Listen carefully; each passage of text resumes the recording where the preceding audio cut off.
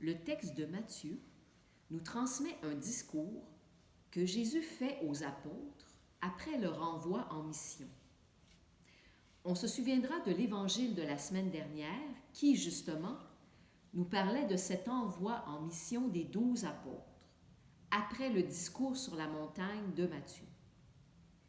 Cet envoi en mission ne nous semble pas avoir été un choix facile pour les apôtres. Il faut se remettre dans le contexte de l'écriture de l'évangile de Matthieu. Il écrit son évangile autour de l'année 70, soit près de 40 ans après la mort de Jésus.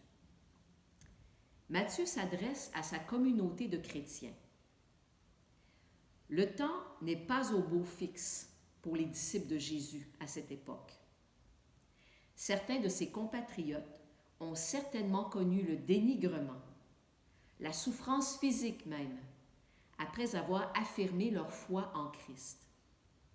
Cette atmosphère lourdement chargée transpire du texte de Matthieu. Dans cet évangile, par 4 fois, on peut lire l'utilisation du verbe « craindre ». Il ne faut pas s'y laisser prendre. Le discours de Jésus est avant tout une invitation à la confiance, une invitation à rendre vivant l'enseignement reçu après avoir partagé la vie du Maître sur les routes de la Galilée. Jésus les invite à proclamer haut et fort ce que vous entendez à l'oreille. Ce verset fait certainement référence à son enseignement. Ce que vous recevez dans l'intimité de vos prières, traduisez-les en actes et en paroles visibles, dit Jésus. Il faut y voir un appel au témoignage. Cet appel s'adresse aussi à nous aujourd'hui.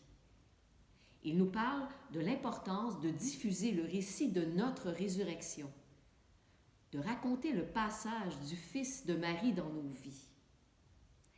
Raconter ces instants de lumière qui ont su nous relever de nos ténèbres, nous sortir de l'errance.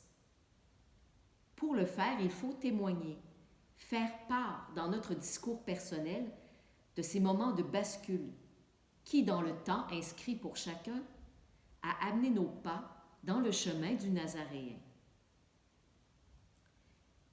Nous ne sommes pas dans un pays où on brûle les églises, mais aujourd'hui, il faut admettre que notre monde s'est bâti dans une étonnante complexité. Les voies que nous pouvons emprunter, les chemins sur lesquels nous pouvons inscrire nos pas sont nombreux.